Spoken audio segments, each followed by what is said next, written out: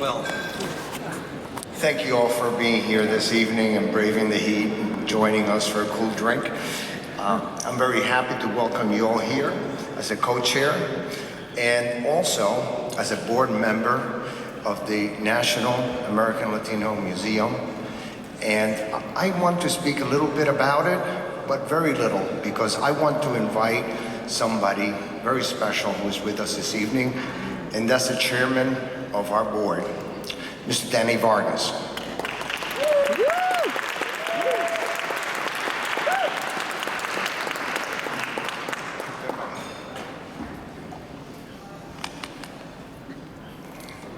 When I was told that this organization, Friends of the National American Latino Museum, would like to see your credentials about getting on the board, I said, how did they get my number? I mean, how did that happen?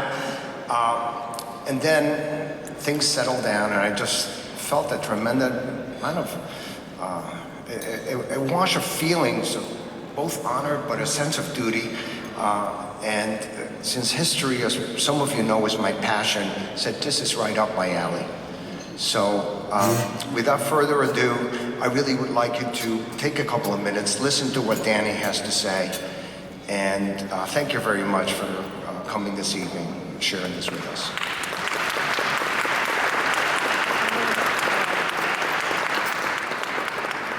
Thank you all very much. I want to thank Tony for being on our board of directors. We've come to rely on his leadership, his advice, his wisdom, and I want to thank the National Hispanic Business Group for supporting our efforts.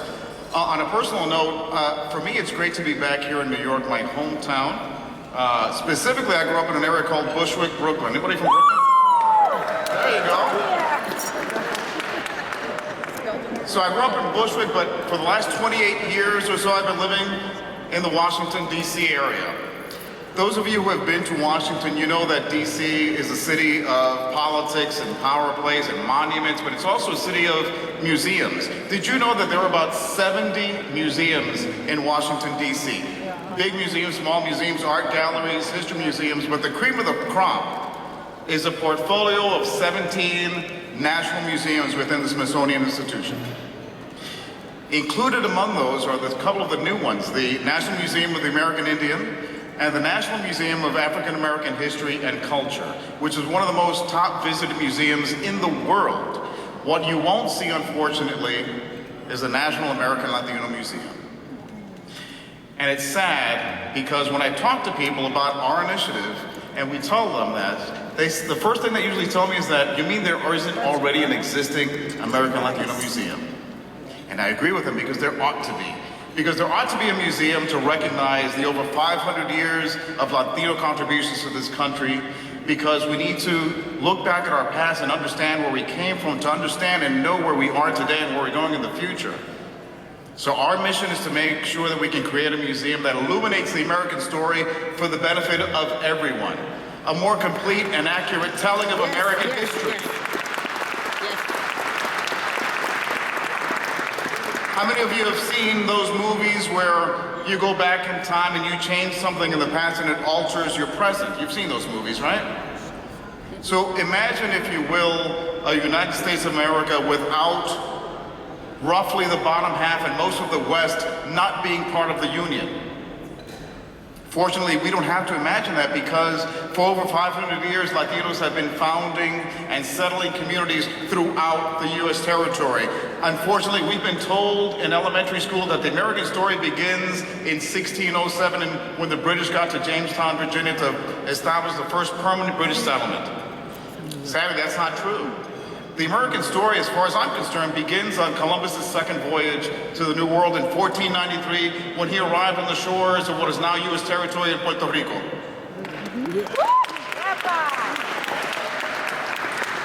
So the story of American expansion doesn't go from Jamestown, Virginia to the north and to the south. American expansion goes from the Caribbean up to Florida and into Alabama and Mississippi and Texas and on to California, as far north as Wyoming.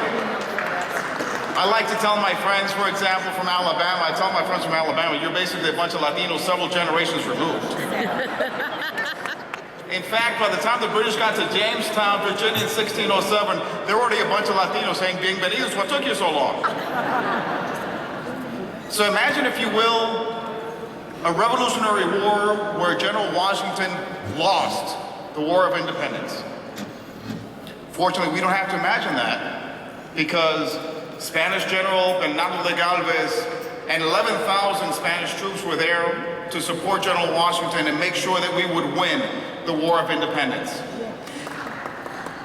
Imagine, you can applaud that, absolutely. Imagine, if you will, a United States Navy where its first admiral during the Civil War did not utter those immortal words, "Damn the torpedoes, full speed ahead." We don't have to imagine that, because the first admiral of the United States Navy was David Farragut, or more accurately pronounced, David Farragut, descendant of Spanish soldiers. Imagine, if you will, World War II without the 500,000 Latino troops supporting the Allies. We don't have to imagine that, because they were there fighting in every theater of that campaign. Imagine the Korean conflict without the exploits of the U.S. Army 65th Infantry Regiment, the Borinqueneers of Puerto Rico.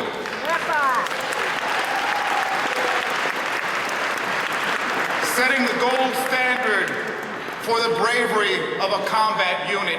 Imagine, if you will, a United States military without the young Latinas and Latinos fighting in Afghanistan and Iraq today, and the 60 Hispanic Medal of Honor recipients. As an Air Force veteran myself, my friends, I'm here to tell you, Latinos take a backseat to no one in the defense of liberty.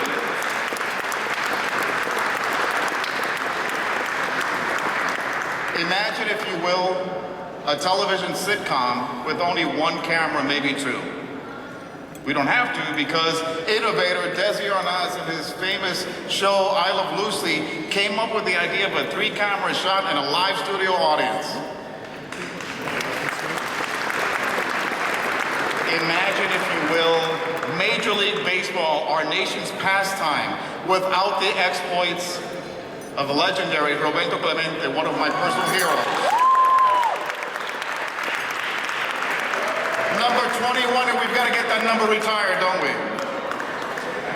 Imagine baseball without the strong cadre of Latino players that he helped to usher in. We don't have to, because he was there, standing strong and proud. Imagine, if you will, the absence of Latino workers in our farms and in our factories, in our hotels and in our hospitals, in our restaurants and in our research laboratories, in our sanitation departments, and in our Supreme Court of the United States, in our music studios and in our movie sets. We don't have to, because for over 500 years, we've been relying on Latinos to fight our wars and to run our businesses, to tend our fields and to mend our wounds, to teach our kids, patrol our streets, write our laws, and to share the word of God.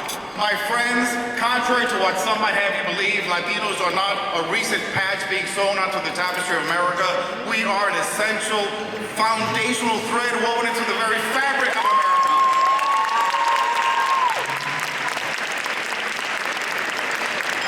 It is for these reasons, my friends, that we need an American Latino Museum on the National Mall as part of the Smithsonian Institution, so we can have a more complete and accurate telling of American history, so we can remember those contributions. But that's not all. We also need to enlighten the public about our community today. We know the numbers.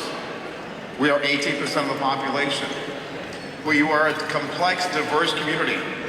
We are Afro-Latinos, we are Asian Latinos. We are blonde-haired and blue-eyed, we are mulattos and mestizos, and everything in between. I did Ancestry DNA recently on genetic sancocho.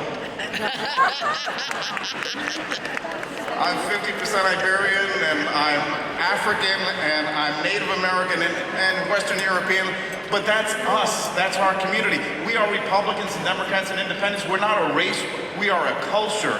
We are a culture that has some very foundational values about family and faith and freedom and optimism and passion, and those are the things that our country needs today.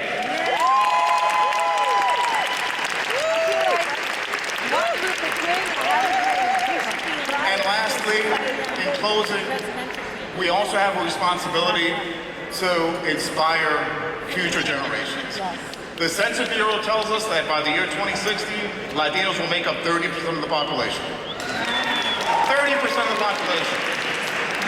If we hope to remain a strong and thriving and vibrant nation, that segment of the population needs to feel acknowledged, engaged, and invested in our future. It's up to each and every one of us to make sure that we can make this museum happen, and you can help make it happen in 3 ways. Number 1, if you know a member of Congress, call them up, send them a letter, tell them you need to be a co-sponsor on the bill that we have on the floor of Congress right now to authorize this museum, the Smithsonian to move forward this museum. Number 2, I need you to grab your phones and get on social media and let everybody know, all of your friends and colleagues and family know that you support this effort. And number 3, you can help donate to our cause. The number is up there right now to text or donate, and we invite you to do so. Because for me personally, this is a labor of love that I've been involved in for the last 11 years. Because I have a vision of a young Latina born today here in New York City. And when she goes on her 6th grade field trip to Washington, D.C., she can go to the nation's capital and she can marvel at the monuments. She can visit Capitol Hill. She can go to the museums, including the American Latino Museum, and see all of these stories that I've been talking about. And she will leave that museum proud, not only to be a Latina, but proud to be an American. Thank you all very much, and God bless you.